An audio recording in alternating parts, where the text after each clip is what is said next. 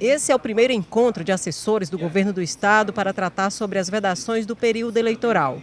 A ideia é explanar de maneira simples e detalhada o que é permitido ou não para candidatos e gestores públicos nesse período. Essa é uma oportunidade para os assessores do governo do estado tirarem todas as suas dúvidas sobre a comunicação nesse período eleitoral, de forma que possam trabalhar com o mínimo de erros possíveis dentro da lei e que não venha prejudicar o candidato e também o gestor que não é candidato, mas que precisa aí dar continuidade às tratativas sobre as ações do governo com os deputados, com as autoridades que vão estar aí disputando uma vaga. O palestrante é advogado Carlos Douglas, o presidente da Comissão de Direito Eleitoral do OAB Piauí. E durante a palestra ele pontuou sobre as principais proibições dos candidatos, como por exemplo, nomeações e desligamento de servidores, participação em eventos públicos, entre outras implicações, orientando inclusive sobre a cobertura dos fatos nesse período eleitoral. Existe, na verdade, na legislação eleitoral, várias situações de proibições no que diz respeito à publicação de determinadas espécies de propaganda.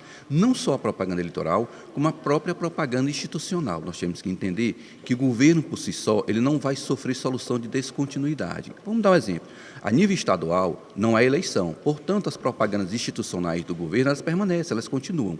O que não pode é essas propagandas que são utilizadas pelo governo, de alguma forma, favorecerem candidatos na eleição municipal. Porque se isso acontecer, você vai entender que há, de certa forma, um abuso do poder político, um abuso do poder no meio de comunicação, na medida em que um órgão público ou entidade pública favorece determinado candidato A, B ou C. As principais restrições previstas no calendário eleitoral passaram a valer a partir do dia 6 de julho. Segundo a Justiça Eleitoral, o objetivo é fazer com que a máquina pública não seja usada a favor de candidatos nas eleições municipais. É importante também lembrar que todas essas proibições constam na Lei das Eleições 9.504, que foi criada há 27 anos. Nós temos que entender também que nós temos três situações de propaganda. Nós temos a propaganda institucional, que é aquela do partido.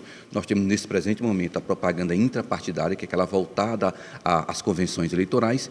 E somente a partir do dia 16 de agosto é que a propaganda eleitoral propriamente dita começa, então, a poder ser publicizada e divulgada por todos aqueles que até então são pré-candidatos, mas lá no 16 de agosto passam, então, a condição de candidatos efetivamente.